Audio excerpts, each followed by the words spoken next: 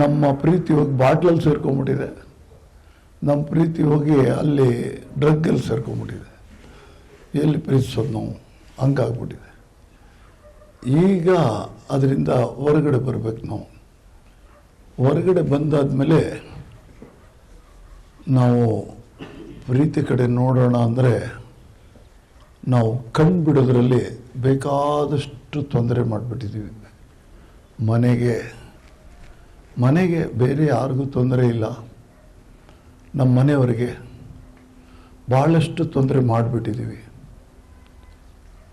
ಈಗ ಪ್ರೀತಿ ಮಾಡಬೇಕು. ಆ ಪ್ರೀತಿ ನಿಜವಾದ ಪ್ರೀತಿ ಆಗಬೇಕು. ನಿಜವಾದ ಪ್ರೀತಿ ಸ್ಯಾಕ್ರಿಫೈಸ್ ಆಗಿರಬೇಕು.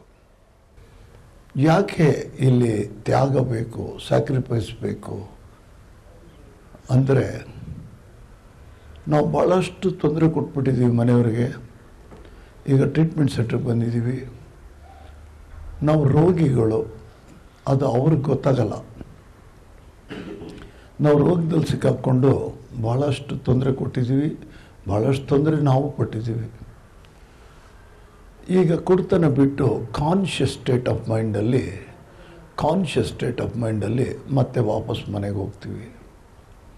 ಮನೆಗೆ ಹೋದಾಗ ಕೆಲವು ಸಾರಿ ಅವ್ರು ನಮ್ಮನ್ನು ಪ್ರೀತಿಸ್ತಾರೆ, ಕೆಲವು ಸಾರಿ ಪ್ರೀತಿಸಲ್ಲ, ಕೆಲವು ಸಾರಿ ಕೋಪ ಮಾಡ್ಕೊಳ್ತಾರೆ. ಅವ್ರಿಗೆ ಹೇಗೆ ಬೇಕೋ ಹಾಗಾಗಿ ಮಾಡ್ತಾ ಇರ್ತಾರೆ. ಬಟ್ ನಮಗೇನಾಗಿದೆ, ಇಲ್ಲಿಂದ ಹೊರಗಡೆ ಹೋದ್ಮೇಲೆ ಶಾಂತಿ ಬೇಕು. ನಮಗೆ ಪೀಸ್ ಆಫ್ ಮೈಂಡ್ ಬೇಕು. ನಮಗೆ ಯಾಕೆ ಬೇಕದು ಅಂದರೆ, ನೀವು ಇಲ್ಲಿಂದ ಡಿಸ್ಚಾರ್ಜ್ ಆಗಿ ಮನೆಗೆ ಹೋಗ್ತೀರಿ, ಸಮಾಜದಲ್ಲಿರ್ತೀರಿ, ಕೆಲಸದಲ್ಲಿರ್ತೀರಿ, ಎಲ್ಲೇ ಇರಿ ನೀವು ಶಾಂತವಾಗಿರಬೇಕು. ಆ ಶಾಂತವಾಗಿ ಇರೋ ಮನಸ್ಸಲ್ಲಿ ಡಿಸ್ಟರ್ಬೆನ್ಸ್ ಇರಲ್ಲ. ಆ ಡಿಸ್ಟರ್ಬೆನ್ಸ್ ಎಲ್ಲಿಲ್ವೋ ಅಲ್ಲಿ ಮೆಂಟಲ್ ಅಬ್ಸೆಷನ್ ಇರಲ್ಲ. ಯಾಕೆ ನಮಗೆ ಶಾಂತಿ ಬೇಕು ಅಂದರೆ, ಆ ಶಾಂತವಾಗಿರೋ ತಲೆಯಲ್ಲಿ ಕುಡಿಬೇಕನ್ನೋ ಆಸೆ ಇರಲ್ಲ. ಆ ಶಾಂತವಾಗಿರಬೇಕಾದ್ರೆ ಡಿಸ್ಟರ್ಬೆನ್ಸ್ ಇಲ್ಲದೆ ಇದ್ದರೆ ನಾವು ಬೇರೆಯವರನ್ನು ಪ್ರೀತಿಸಬೇಕು. ಬಟ್ ಆ ಪ್ರೀತಿ ಅನ್ಕಂಡೀಷನಲ್ಲು ಆಗಿರಬೇಕು.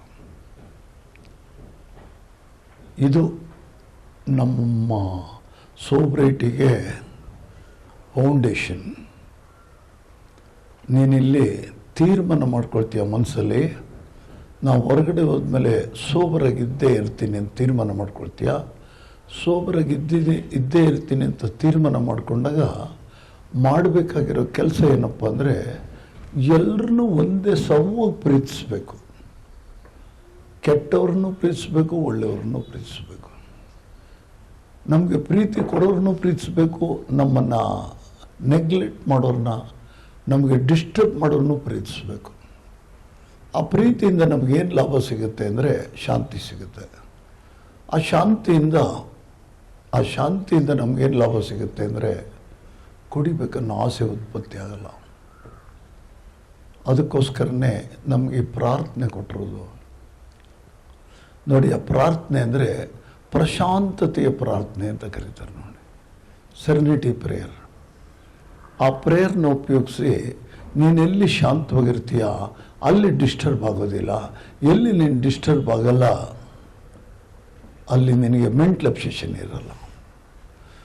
ಮಾದಕ ಮದ್ಯ ವ್ಯಸನಿ ಜೀವನ ಮಾಡಬೇಕಾದ್ರೆ ಮೆಂಟಲ್ ಅಬ್ಸೆಷನ್ನಿಂದ ಅವನು ದೂರ ಇರಬೇಕು. Mental obsession towards mood altering substances ಅಂತ. ನಾವು ಅಮೂಲ್ ರೋಗಿಗಳಾಗಿರೋದ್ರಿಂದ ನಮ್ಗೆ ಅದ್ರ ಬಗ್ಗೆನೇ ಮನಸ್ಸು, ಅದ್ರ ಬಗ್ಗೆನೇ ಯಾವಾಗಲೂ. ಅದು ಇಲ್ದಂಗೆ ಇರಬೇಕಾದ್ರೆ ಅಲ್ಲಿ ಶಾಂತಿ ನೆಲೆಸಬೇಕು. ಶಾಂತಿ ನೆಲೆಸಬೇಕಾದ್ರೆ ನಮ್ಗೆ ಯಾರು ಗೌರವ ಕೊಡಲ್ವೇ? ಏಕೆಂದರೆ ನಾವು ಇಷ್ಟು ವರ್ಷ ಎಲ್ಲೂ ಗೌರವ ಕೊಟ್ಟಿಲ್ಲ, ಯಾರಿಗೂ ರೆಸ್ಪೆಕ್ಟ್ ಕೊಟ್ಟಿಲ್ಲ, ಮನೆಯವ್ರಿಗೂ ಕೊಟ್ಟಿಲ್ಲ, ಹೊರಗಡೆಯವ್ರಿಗೂ ಕೊಟ್ಟಿಲ್ಲ. ಅಲ್ವಾ? ಆ ಥರ ನಾವು ರೆಸ್ಪೆಕ್ಟ್ ಕೊಡದೆ ಭಾಳ ಥರ ನಡ್ಕೊಂಡಿದ್ದೀವಿ ಕೆಟ್ಟದಾಗಿ. ಅದಕ್ಕೆ ಸಂಬಂಧಪಟ್ಟಿದ್ದ ತಿದ್ದುಕೊಂಡು ಹೊಸದಾಗಿ ಶಾಂತಿ ಪಡ್ಕೋಬೇಕು ನಮ್ಮಲ್ಲಿ ನಾವು.